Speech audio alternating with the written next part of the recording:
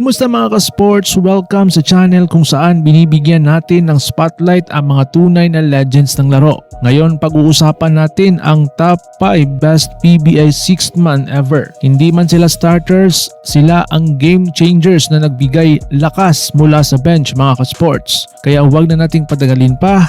Umpisahan na natin. Pero bago tayo magsimula, huwag kalimutang mag-like, subscribe at i-hit ang notification bell para updated ka po sa mga susunod pa nating basketball contents. Number 5 sa ating listahan, Arwin Santos. Oo mga ka-sports, kahit kilala si Arwin bilang MVP, minsan sa kanyang career sa San Miguel Beerman, ginagamit siya bilang super sub.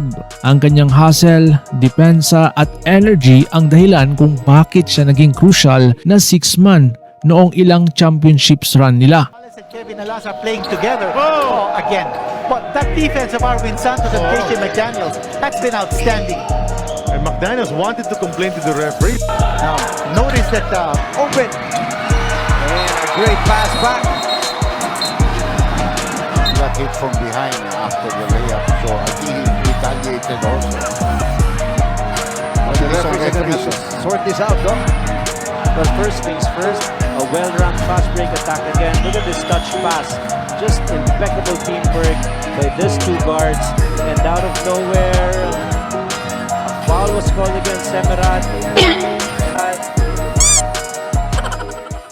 Number 4, LA Tenorio. Bago naging full-time starter at Ironman ng liga, si LA ay madalas nagbubuo ng momentum mula sa bench, lalo na noong mga unang taon niya. Ang leadership niya kahit off the bench ay malaking bagay para sa kanyang mga kupunan.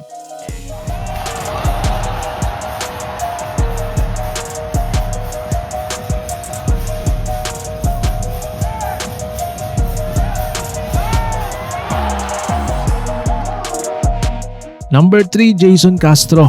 Kilalang kilala bilang The Blur, si Castro ay madalas nang ginagamit bilang surprise weapon mula sa bench, lalo na sa mga crucial games ng TNT. Ang bilis at scoring niya ay nagpahirap sa kalaban. Here we go. Castro. He'll take a three. Oh!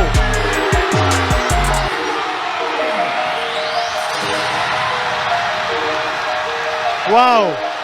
TNT. Number 2 mga ka-sports, Cyrus Baguio. Si Cyrus ay isang certified scorer at energy guy mula sa bench. Kung kailangan ng puntos o biglaang momentum shift, ipapasok agad si Cyrus para gumawa ng magic sa court.